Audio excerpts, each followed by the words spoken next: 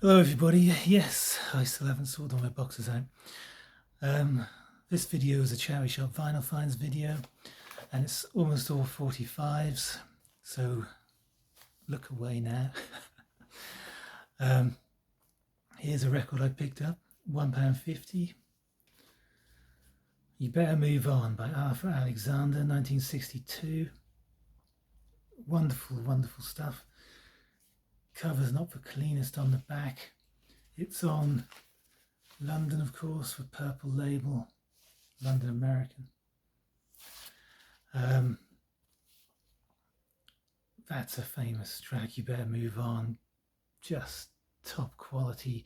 That's the only one on here that he's written. Now, he has a sort of soulful edge. Later on, he'd release a hugely valuable Northern Soul single. But his first records are sublime. They are sublime. There's 11 tracks on here which are cover versions. One or two are a little bit weaker, but none are bad. Even though he's doing tracks like Hey Baby and Love Letters and The Wanderer, he makes them sound just great. His voice has a sort of purity to it. Lovely, lovely singer. Highly recommended. There's other records there, but another day. Let's get into these 45s. This is Freddy Cannon's Buzz Buzz a Diddle It. Now, Freddy Cannon did 2 or 3 killer 45s, this being one of them. Tallahassee Lassie, amazing. But he also did absolutely stacks of tripe. So it's worth picking and choosing with him. But this is an absolute top drawer song. Buzz Buzz a Diddle It, not one you see every day. Likewise, Carl and the Commanders, Farmer John, 1961 on Columbia. The really weak B-side, Cleaning Up. But this A-side, this is tremendous. It's got orchestration on it. It's a hugely full sound. It's fast. It's kind of in your face. It's got that classic kind of rock and roll beat to it. I highly recommend checking that out if you don't know it. It's just a fantastic track. Carl and the Commanders, Farmer John. Pretty obscure. The Olympics on Vogue Pop. This is I wish I could shimmy, sorry, like my sister Kate. And the brilliant Working Hard on the B-side, which I think is better than the A-side. These are fast tracks again. A lot of these tracks must have come from the same collection, and someone liked their music. Come and get me, you know. Must have loved dancing. Working Hard is a great track. These are both good. They are raucous. These are loud. I mean, it's like the singers just are shouting almost throughout the entire singles. You know, this is another one, Dance with a Dolly, with a hole in her stocking, and Dodge City. That's a nice little track. They're just raucous. I mean, they're recorded to 11. You know, the voices especially just almost drown the music out. That's just, I'm not going to say punk, but it's like, this one's an unusual one. This is also the Olympics, Fireworks, on Tridisc. Not a record I've seen, a label I've seen before. This particular single is wanted for the B-side, The Bounce, which may have been released as the A-side, I can't remember, on Sue. Northern Soul collectors buy it. I don't really particularly think it's a great song. It's all right, but not like the others, which are just nice little thing, quite rare, unusual. Just thought I'd show that. Now this one, let's get back to a bit of Arthur Alexander, shall we? Here is You Better Move On 45. Now Madam Sin has got one of his EPs. I don't know if he's got all of them, but I know he's into this guy. A Shot of Rhythm and Blues.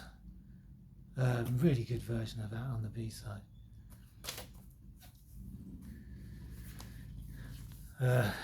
Really famous again, these are quite hard to find here. Not the hardest, most difficult records to find, but you try and find a clean one. These are really good condition. This is Anna and I Hang My Head and Cry. These are all 1962. I think it was about 10 years later before we did another album, or maybe it was even a compilation, something. And another one, Where Have You Been? This is a nice one, with Soldiers of Love on the B-side. Another great track. His voice and the arrangements of these songs. If you don't know him, check him out. There's a couple of Eddie Cochran. After he died, there were loads of releases of his songs that obviously he hadn't released in his lifetime, and did the Buddy Holly thing, just dredging up all that they could. Not that they don't do that kind of thing anymore, of course. Constantly doing it. Even now there's going to be Elvis Presley stuff coming out, which no one's heard before.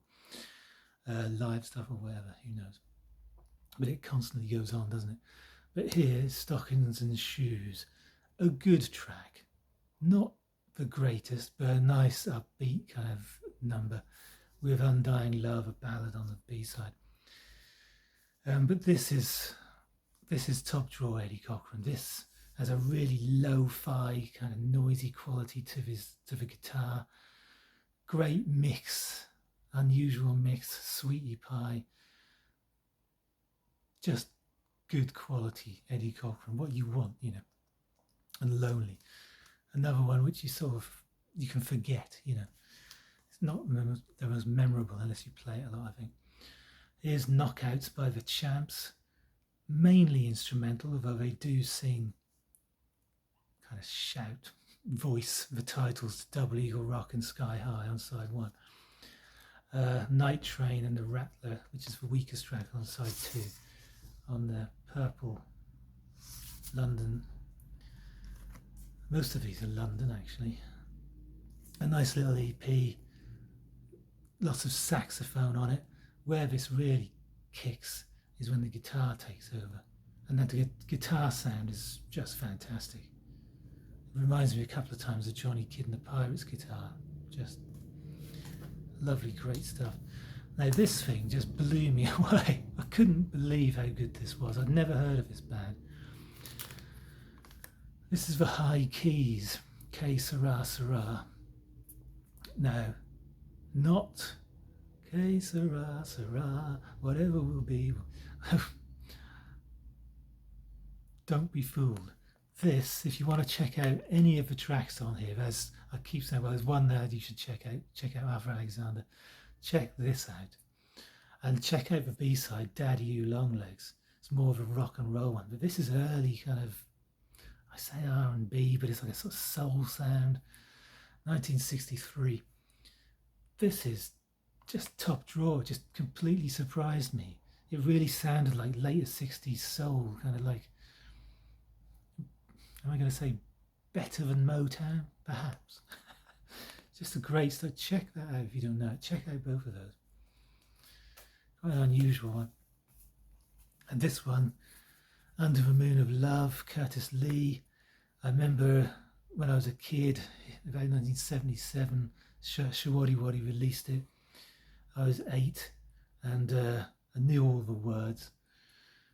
But what I really love about this is the B-side, Beverly Jean. Another one of those, hits the ground running, just unrelentingly good, catchy, great rock and roll. Highly recommended. And this one as well. Now, he did release 3 or 4 singles, I think. I didn't know this guy. Harold Dorman. He released a single in the US, something about Moonlight or something. Did quite well. Moonshine did quite well. This, I believe, is the second single. There They Go. And I'll Stick By You. Not 5-star record in any way, but like 4. There's his voice. You know the classic sound, the 50s production sound. It sounds like in really large rooms or like in a cave or something. and the voices have that great sort of, not an echo, but that sort of sense of distance, and that kind of almost Roy Orbison sort of, what's the word? I can't think of a word that would describe it. But this guy has it in spades. Just, they all had it, and there's a quality, this kind of yearning sort of sound to their voices. Again, great little single this. There they go, and I'll stick by you. Never seen it before. And these two records surprised me. Both from 1962.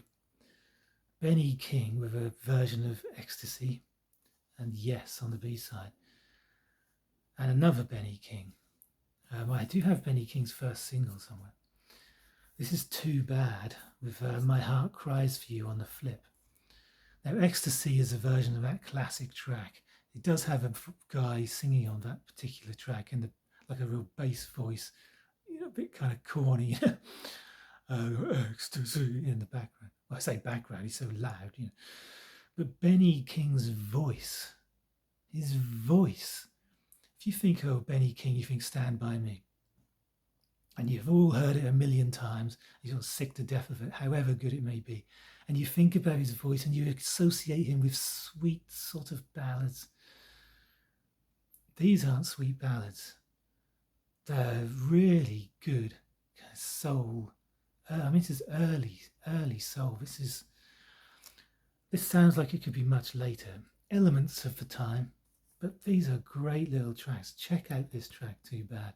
His voice just has something about it. You see why he became as big as he became, just his voice. Check him out. I'm going to be looking for Benny King from 62 because those songs, they just took me completely by surprise. Anyway, I recommend checking a lot of his stuff out if you don't know it. There's some really good tracks there. And they're not your everyday rock and roll and early 60s finds. So hopefully, if you got this far, you enjoyed some of that. I'll see you all later.